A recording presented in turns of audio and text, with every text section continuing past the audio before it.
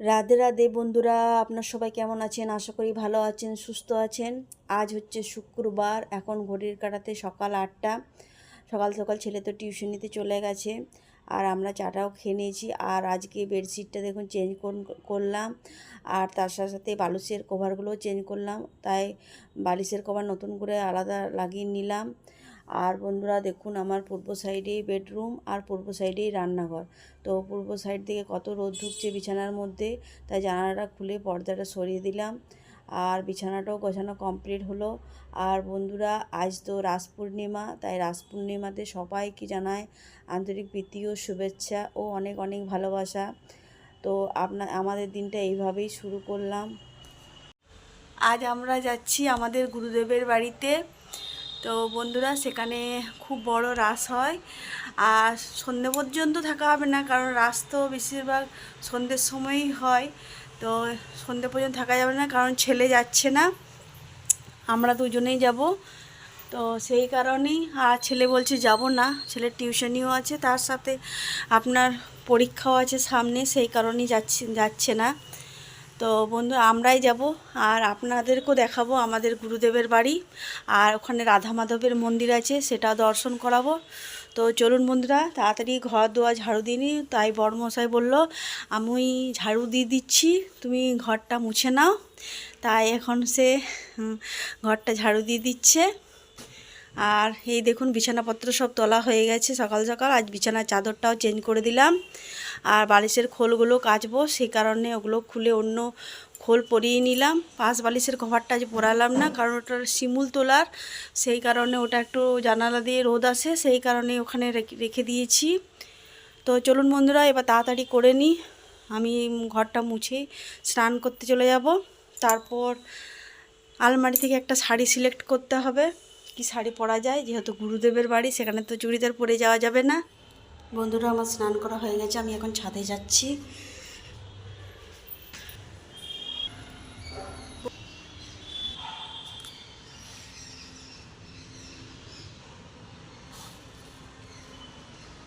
বন্ধুরা, আমাদের বেলকুনিতে গাঁদা ফুল যেগুলো লাগিয়েছিলাম, সেগুলো আজকে আগে থেকে কিছু কড়ি ফুটেছিল, সেগুলো আজকে পুরো ফুটে গেছে। তাই গাছ থেকে দুটো ফুল পেড়ে নিলাম। সব ফুল আজ পাড়ালাম না, কারণ গাছেও কিছু ফুল রাখতে হয়, আর গোবিন্দর চরণে প্রথম ফুল দেবো, তাই গাঁদা ফুলগুলো তুলে নিলাম। পুরো গাছটা ফাঁকা করলাম না, দুটো ফুল রেখে দিলাম। এই গাছটার একটা ফুল আছে, আর এই গাছটার একটা ফুল আছে। আর এদিকে আমার বড়মশাই গান চালিয়েছে। আর বন্ধুরা, আজ তো ঘরে রান্না বান্না সকাল সকাল আমি করে নিয়েছি। তো বড়মশাই স্নান করছে, তার আগে আমি পুজোটা করে নিচ্ছি। আর এদিকে ঠাকুর ঘরটা ভালোভাবে মুছে নিলাম, আর বাসনগুলো ধোয়া হয়ে গেছে। ধুয়ে নেওয়ার পর এবার আমি পুজো করতে বসেছি। আর আমাদের ঘরে শিব ঠাকুর আছে, তো নিত্য শিব ঠাকুরের জল দিতে হয়, পুজো করতে হয়। আর তো আমার বড়মশাই করে, আমি খুব একটা করি না, কারণ সকালবেলা যেহেতু আমার খাওয়া হয়ে যায়, সেই কারণে আমি শিব ঠাকুরে জল দিই না। ওই সকাল সকাল স্নান করে জল দিয়ে দেয়। আর এখন আমি পুজোটা করে নিচ্ছি, আজকে এই পুজোটা আমি করছি। আর এখন দেখুন, আমি শিব বাবাকেও জল ঢেলে নিলাম, আর তার সাথে যে দুটোই ফুল ছিল, সেই দুটো ফুলকে টুকরো টুকরো করে আমি সব ঠাকুরকে দিয়ে দিলাম। তার সাথে আপনার তুলসী পাতা চন্দন দিয়ে আজকে রাধা মাধবকে পুজো করলাম। আমাদের ঘরের লক্ষ্মীনারায়ণ আছে, লক্ষ্মীনারায়ণকেও করে নিলাম।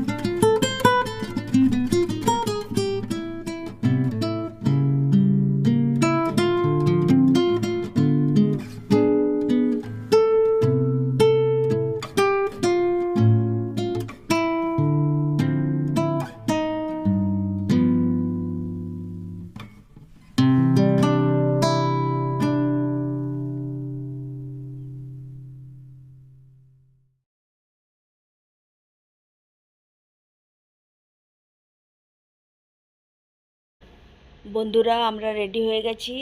আর এই দেখুন আমি শাড়ি পরে নিয়েছি আর একটা সাদা কালারের ব্লাউজ। আর এদিকে বরমশাই রেডি হয়ে গেছে।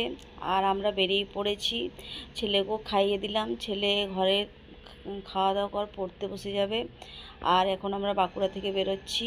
আর আমাদের গুরুদেবের বাড়ি হচ্ছে পুরুলিয়া, তো আমরা সেখানেই যাচ্ছি।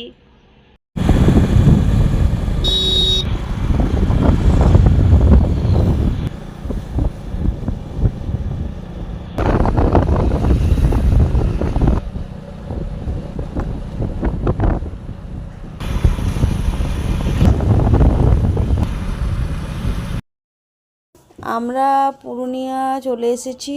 আর কিছু দূর গেলেই আমাদের গুরুদেবের বাড়ি। তো এক জায়গায় মিষ্টির দোকানে দাঁড়ালাম, আর সেখানে গুরুবাড়ি নিয়ে যাওয়ার জন্য কিছু মিষ্টি কিনে নিলাম।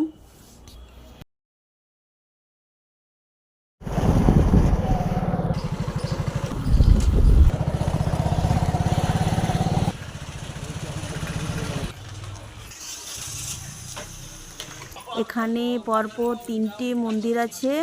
যাদের যখন পালি চলে তারা তখন এই মন্দিরেই পূজা করেন। একটা আছে দোল মন্দির, আর একটা আছে ঝুলন মন্দির, এটা হচ্ছে ঝুলন মন্দির। আর পাশেই আছে এটা হচ্ছে দুর্গা মন্দির। তো আর ভেতরে যেটা মন্দির আছে, যেটা নিত্য পুজো হয়, সেটা রাস মন্দিরও সেখানে। আর সেখানে ডেলি পুজো যেটা হয়, এই মন্দিরেই আমরা এখন যাচ্ছি। আর বন্ধুরা, এটা আমাদের গুরুদেবের মানে নিজস্ব মন্দির, মানে এনারাই পুজো করেন 12 মাস। তাছাড়া ভাই ভাগিরাও করেন।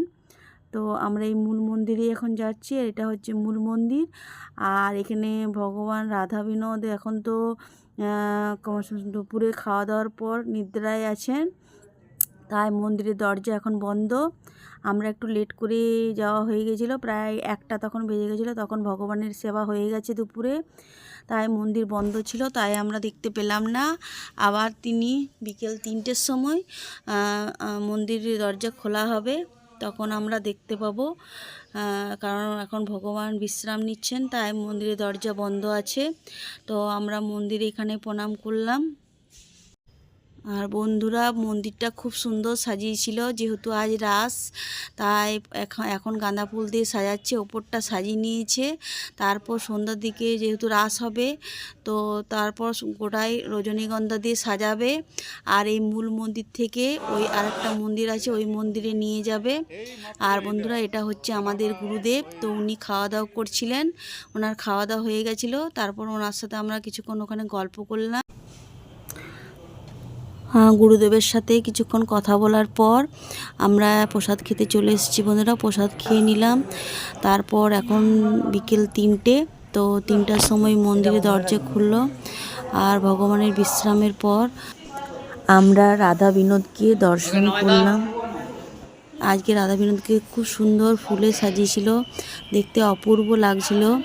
আর যেহেতু রাস, তাই রাত্রে আরও সুন্দর সাজাবে। তো বন্ধুরা, কিছুক্ষণ ঠাকুরকে আমরা দর্শন করলাম।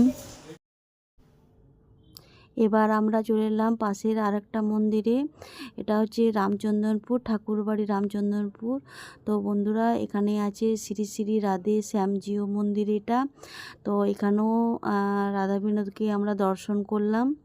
এখানেও খুব সুন্দর সাজিয়েছিল, চারিদিকটা বেশ ফুলে দেখতে অপূর্ব লাগছিল আজকে।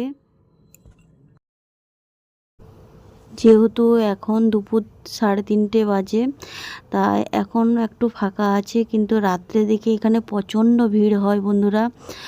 আর রাতেই তো দেখার মজা, আরও সুন্দর সাজাবে রজনীগন্ধা দিয়ে ভগবানের মন্দিরটা আরও সুন্দর করে সাজাবে প্যান্ডেলটা।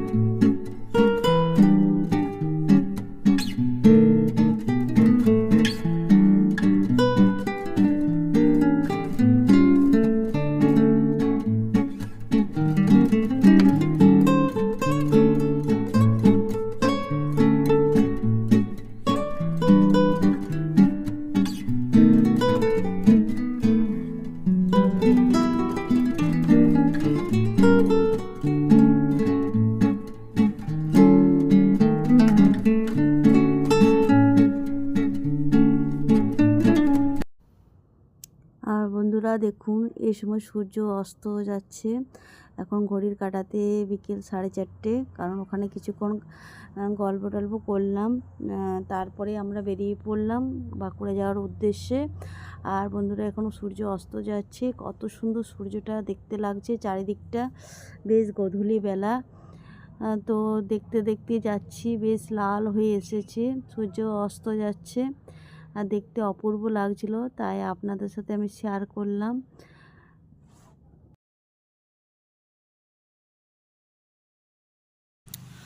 আর গাড়িতে তো প্রচণ্ড ঠান্ডা লাগছিল, তাই আমি গাড়িতে ডিকির মধ্যে জ্যাকেটটা নিয়েই গিয়েছিলাম, জানি আসার সময় ঠান্ডা লাগবে আর সন্ধেও হয়ে যাবে, সেই কারণে আমি জ্যাকেটটা পরে নিলাম। আর বরমশাই নিয়ে যেতে ভুলে গেছে, ও বলেছিল নেবো কিন্তু নেয়নি। তারপর আমরা একটা চায়ের দোকানে ঢুকে গেলাম, সেখানে আমরা দুজনে চা খেলাম, পকোড়া খেলাম আর ও চপ খেলো। আর তার সাথে কাটা নিমকি নিয়ে নিলাম আর ছেলের জন্য নিলাম চপ। এবার রাস্তায় যেতে যেতে যাওয়ার জন্য আমি কিছুটা কাটা নিমকি কাগজের মধ্যে বের করে নিলাম, গাড়িতে যেতে যেতে খাবো বলে। আর কিছুটা আমি ছেলেটার জন্য নিয়ে নিয়েছি, তো এগুলো ডিকির মধ্যে রেখে দিল। আর একটু আমি কাগজে বের করে নিয়ে বরমশাইকে বললাম যে আমি খাবো, আমাকে একটু বের করে দিয়ে দাও, তাই বরমশাই আমাকে দিয়ে দিল। সেটা খেতে খেতেই আমি যাচ্ছিলাম বন্ধুরা।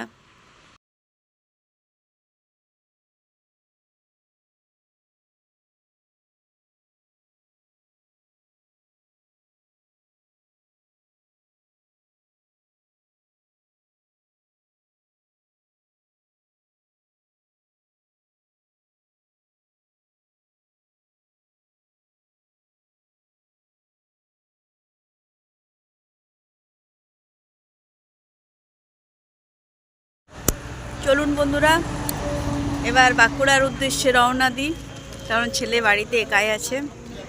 এই হচ্ছে আমাদের, আর বন্ধুরা এটা হচ্ছে আমাদের সারথি, এটাতেই আমরা দুজনা বেরিয়ে পড়ি, তার সাথে ছেলেও মাঝে মধ্যে আমাদের সাথে যায়। আর এটা হচ্ছে আমাদের ইউনিভার্সিটি, আর ওইদিকে ইউনিভার্সিটির গেট আছে। রাতে বলে কি সুন্দর লাগছে বলো গেটটা।